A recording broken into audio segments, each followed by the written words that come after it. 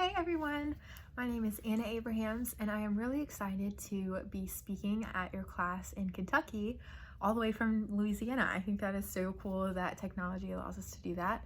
I'm really excited to be here with you today. I'm super pumped that Jordan is doing the cool things that she is and that I get to be a small part of that. Jordan and I met when she was sub-teaching my capstone marketing class at LSU. And we made a cool connection, and then she reached out to me, and I'm really excited to be here. Anyway, thank you, Jordan. I really appreciate the opportunity.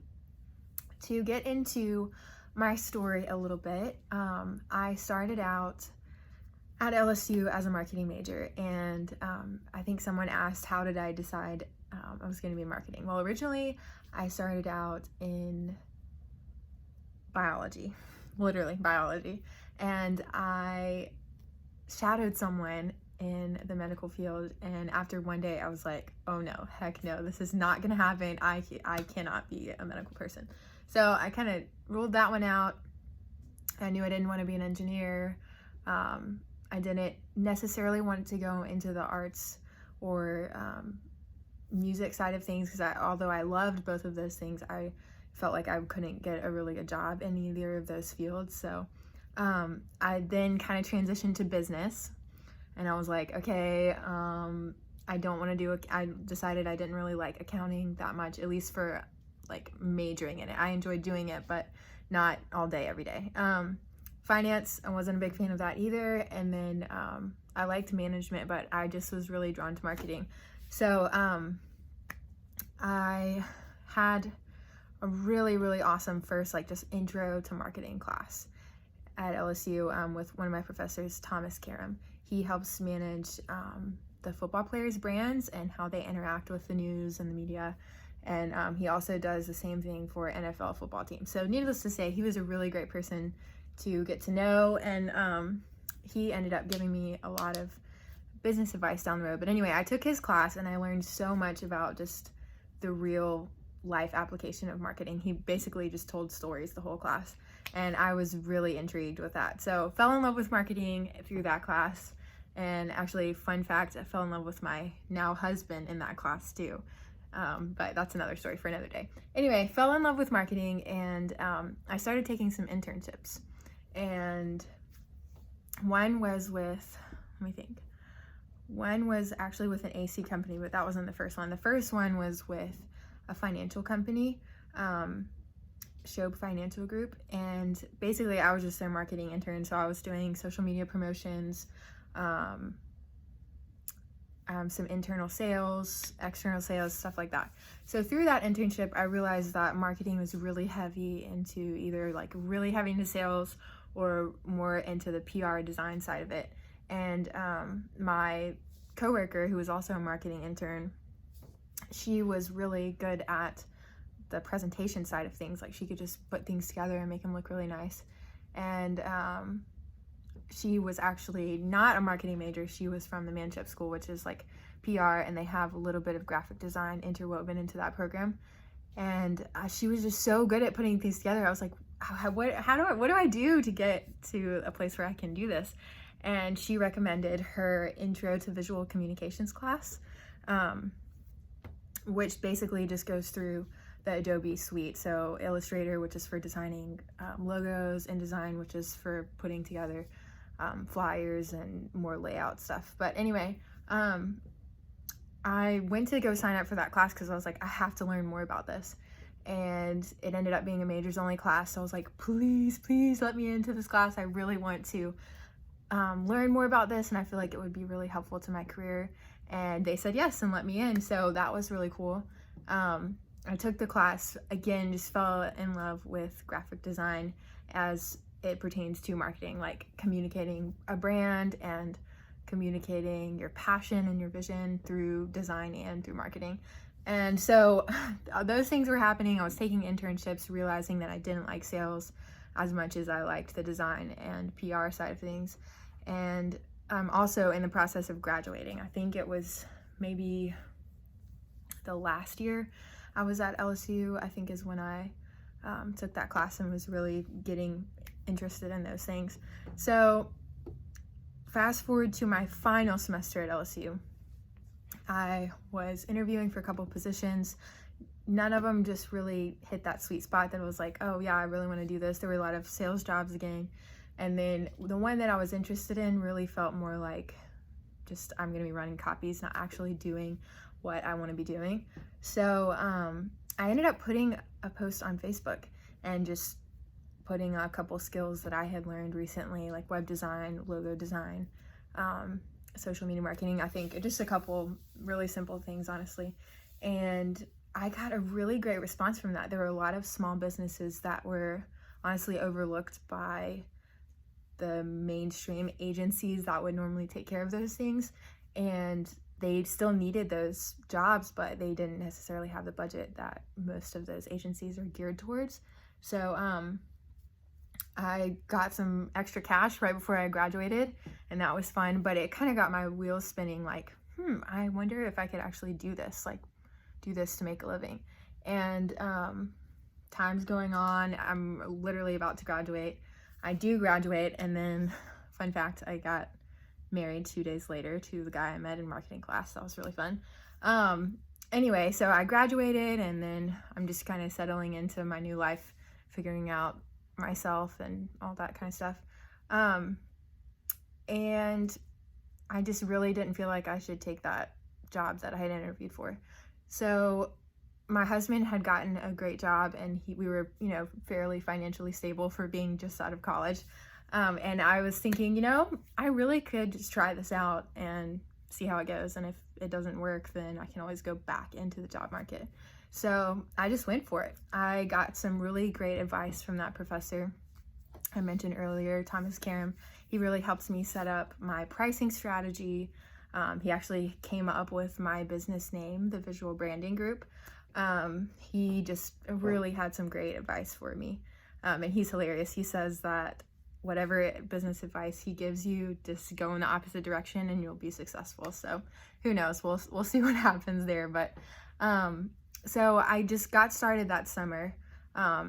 We moved, and a couple things happened, so I didn't get started right away after graduation, but I was thinking and planning things, and I ended up incorporating my LLC in August.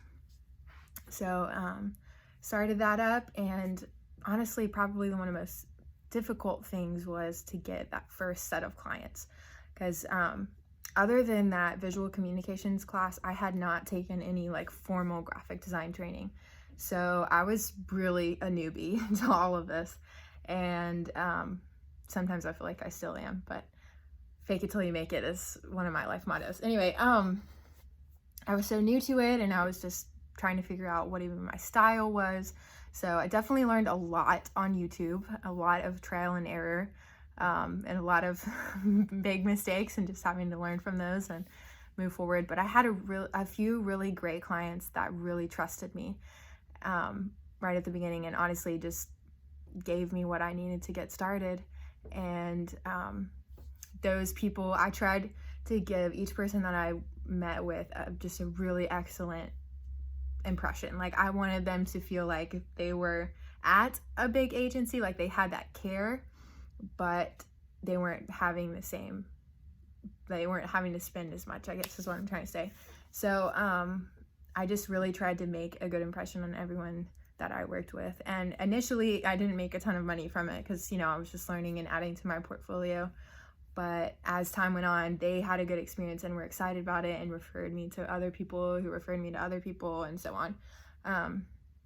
So yeah, that was a really interesting growing period, especially that first, I guess, what would be the fall semester. I was learning a lot, and, honestly, I kind of went through a little bit of depression going, okay, does the world even need what I have to offer? I feel so new and young in this skill, and I don't know if it's even good, and some of it wasn't good. Honestly, I look back at a couple projects and I'm like, oh Lord, what was I doing?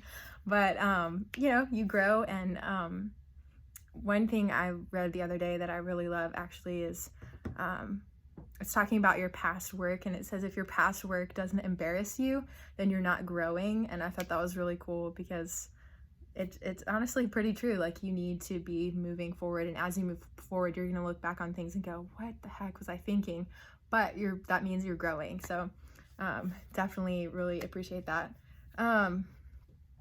I guess I'll answer some of the questions that you all sent to me. I want to thank you so much for being very thorough in your questions. There's some really good ones here. Let's just dive right in.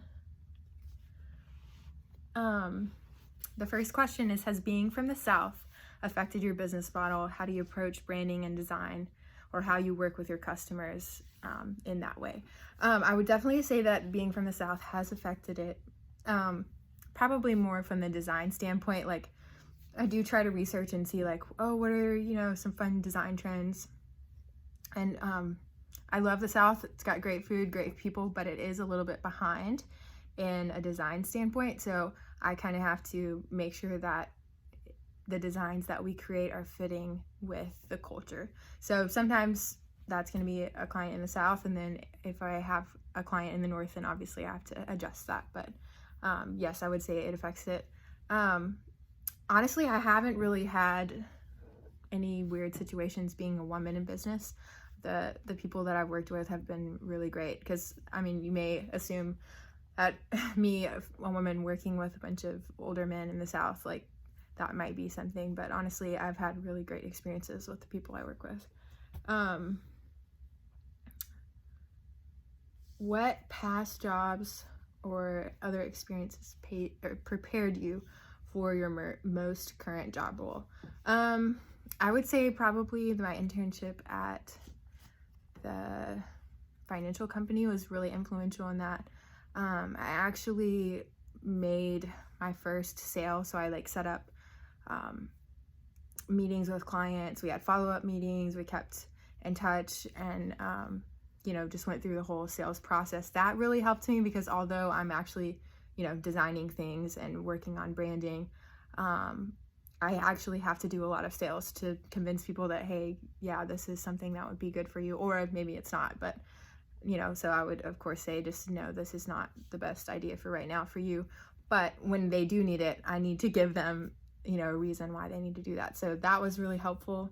I also had sort of my own business before that. My hobby is music, and I play piano for weddings and stuff sometimes, and then I'm also involved at my church. But that just telling people, yeah, this is what I charge for weddings, instead of them just assuming that I do it for free. Things like that, handling money with people, definitely helped me with what I'm doing right now too. The next question, how many people typically work on creating a logo or branding or website for a client? So it's a little bit different for each project. For logo, it's 2 of us mainly that work on it, me and then my design intern. But I also get a lot of feedback from different people that might be in that audience. I do some surveys and show the people in my co-working space. I just try to get a lot of feedback, so they definitely put some things into that too. As far as websites go, it's usually me, both of my interns, and then I have a copywriter that I hire out. She does a really great job researching and looking at Google and other people's sites, and just investigating all of that and then putting together content for those sites. So that's really awesome. Excuse me.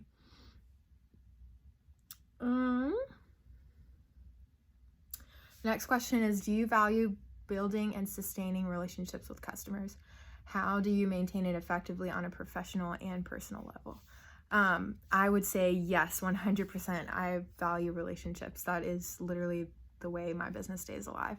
And like I said earlier, I really want to make sure that everyone who interacts with me, even if they're really having a bad day and being a jerk, I want them to have a good experience with me. I don't want them to have any reason that they can say, oh, they didn't treat me right or whatever, obviously within reason. But I want to give them all a really great experience. So actually just started working on a little package for big client projects as just a little thank you.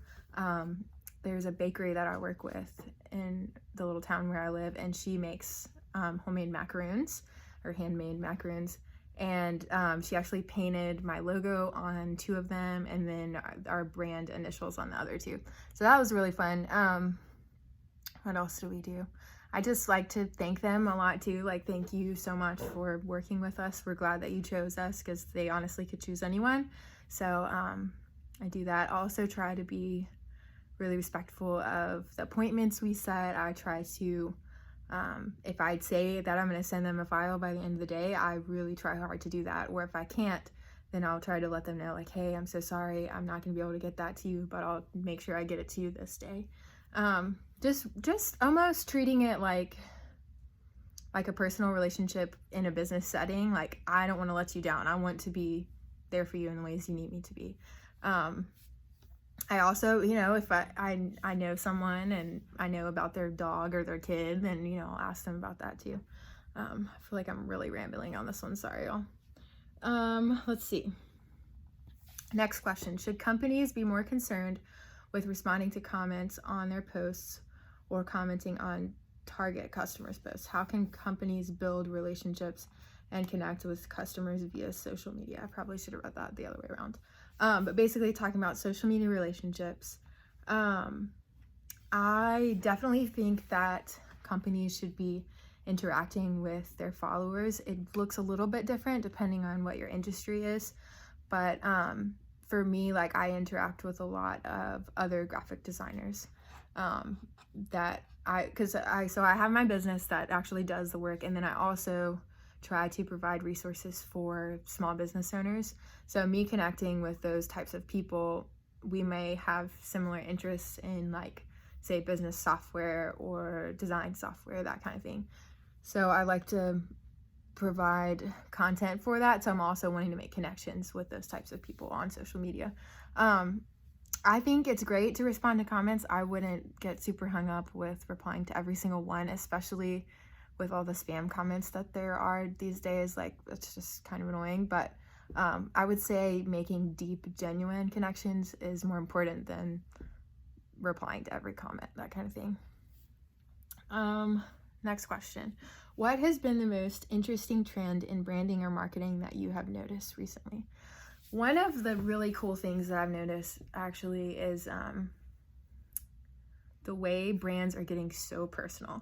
Like, there's a brand that I like right now called Cora, and it's a feminine hygiene product company, and they give back, and I don't know, it's just a really cool company, but they get really personal about some stuff, and it's really real. It's almost like conversations that you would expect to have with your best friend seated on your couch in your living room, not necessarily like with a brand. But I think a lot of companies have been getting really personal lately, and I like it. It feels more human, not so much of just like, oh, I'm a company. Like, I don't know, it just feels real and more what our culture is looking for. So I think that's pretty cool. Let's see. Do you have a specific example of when someone assumed you would work for free? If so, how do you handle the situation? Yes, I definitely have a lot of people that ask me to do work for free. And honestly, what I want to respond is to say, you don't work for free and I don't work for free, so we got to work this out.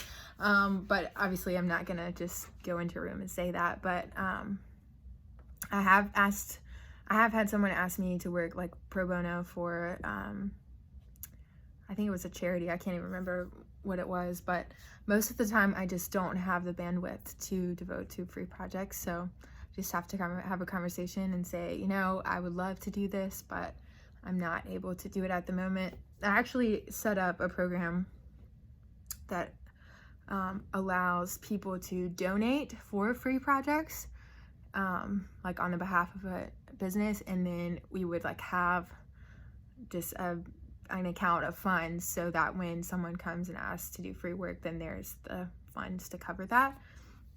In theory, it's a great idea. In actuality, it hasn't really happened, but I have thought about doing that and probably would do that in the future. What are the most common misconceptions about what you do and how you do it? How do you combat those misconceptions? A lot of people think that if you just design a website really quick and put it online, that you're magically going to have customers. That is definitely not true. So that's one big misconception. And a lot of people think that all I do is design posters all day too. So that's not true either. We do a lot of different things, mostly, which branding, which is like designing the whole site, which actually, let me say that really quick.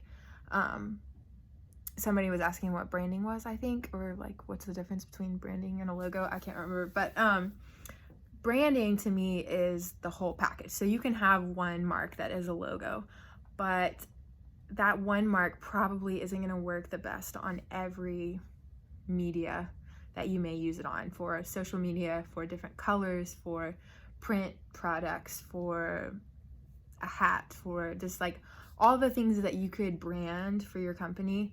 Most likely that one little mark is not going to cut it.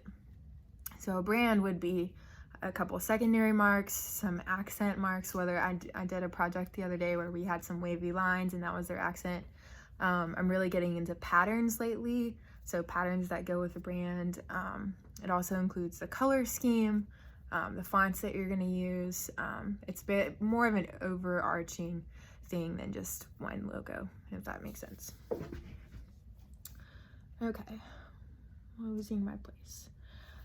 Next question. In an age where nearly every company has taken a stand for something, social justice, political stance, that kind of thing, in an effort to connect more with customers on an emotional level and increase brand loyalty, what does your company stand for? Have you taken any public stances for your business? Why or why not?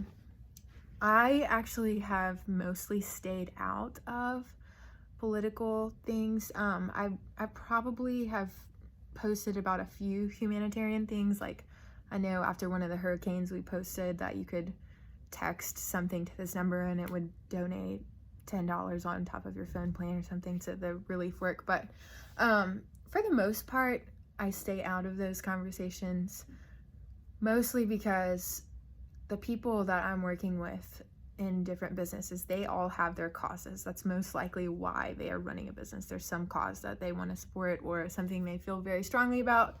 And honestly, the people that I work with are so different that if I take a stance in some ways, it's going to offend someone. And so, for the sake of enabling them to do what they need to do, I really mostly stay out of that conversation. Now, if they personally asked me, like, what do you think about this? And it was on a personal level, we had a conversation, I would totally be fine to say, here's what I think. But for more of like a social media broadcasting stance, I really mostly try to stay out of that. Just so that they can share whatever message they want to share, and my message is not encroaching on theirs, if that makes sense. Great question. Did you ever have trouble figuring out what kind of brand image or feel to create for a company that hired you? What do you do if you come to a creative block? Yes, I definitely have had trouble finding what direction to go in for a brand. What I really try to do at the beginning of the process is to do a lot of research, what their potential clients are going to be, what that client's profile might look like as far as income, interests, style, vibes, like just the whole picture. Then I also research what sorts, I just totally lost my train of thought. I'm tired, y'all. I'm sorry. I researched, that's what it was. Colors. I research what color meanings are most likely going to go with that brand, so that gets my brain going. I also try to think about shapes that are relevant to their brand. I really try to be not super research heavy, but thinking about the brand from a lot of different angles before I go to design. But then other times designs just come, so it's different every time. When I come to creative block, probably my go-to solution is just to step away from it and say I'm gonna come back later, and I may take a couple days off. I may just not look at it for the rest of the day. I just try to step away. That usually helps a good bit. Or to do a fun design project that's really just for me, something to just kind of get my creative juices flowing again, not necessarily with the pressure of like, oh, you have a deadline to meet. Let's see, what else? How do you convince people to change their brand or make them realize branding is important for customer perception? When it comes to persuasion, I guess a lot of people that are coming to me already know that they need new branding. That's why they contacted me. But in any situation where I'm trying to persuade someone to something, I really try to educate them and tell them why. Because me as a person, I really want to know why. Like if you just tell me, hey, you should do this, and don't give me any reason, I'm gonna be like, well, why should I do that? Tell me more. I want to know more.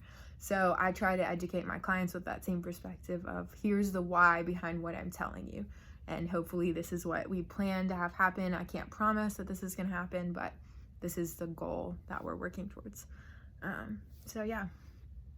What sets your company apart from other firms in the Baton Rouge area? When we work in a co-working space, so that's kind of fun. We also are probably a lot smaller than another firm. It's also almost completely female based, so that's really fun. What else? It's smaller, but I feel like it's maybe more personal. I'm not sure. Trying to think if there's anything else. Price is definitely lower. Anyway, let's see. Where do you see your company in the next 5 years or 10 years? One of my goals is to bring my business to a place where I can sell it. I'm not like looking to get out of the business anytime soon, but I want to make sure that my business has like quantifiable monetary value. And so that's definitely a goal I have for myself. Right now, I employ people on a contract basis, so it's probably going to have to transition from that eventually to actually like having full-time employees, but I'm going to ride that contract or train as long as I can, so we'll see what happens there. Let's see. I think that's almost all of the questions. Let me see if there was anything else. Y'all asked some really good questions, by the way.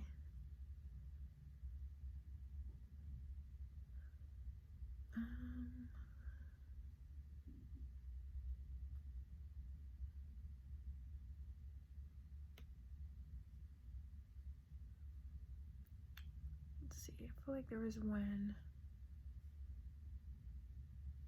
Oh, here's one. Okay.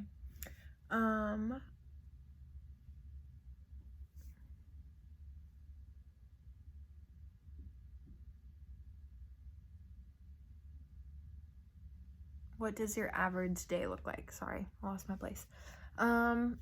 So I answer a lot of emails. Hopefully before I answer some emails, I have a good strong cup of tea in me. I'm not a coffee drinker, so that definitely hinders my mornings, but I make it work. And then I usually work on some design things. I try to look at all the projects I have going on and just kind of take a check on everything. Okay, where is everything at? Where are we missing any deadlines? What needs to happen in the near future? And then what are some more long-term projects that we have going on?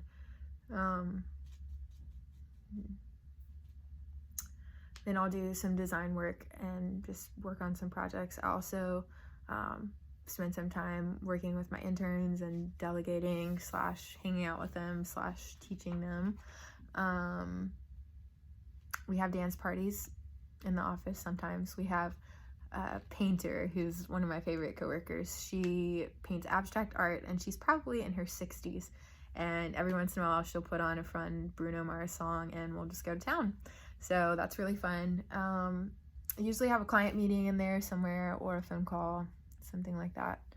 And sometimes we have presentations of our final work to the clients, which is really fun and exciting. We usually make a few edits too, but it's just fun to see people's reaction to what you've spent a lot of time on for them. So that's a lot of fun.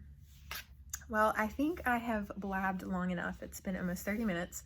So if Jordan plays this whole video for you, I will be very impressed. But I wish you all the best. Thank you so much for participating and letting me come tell my story to you.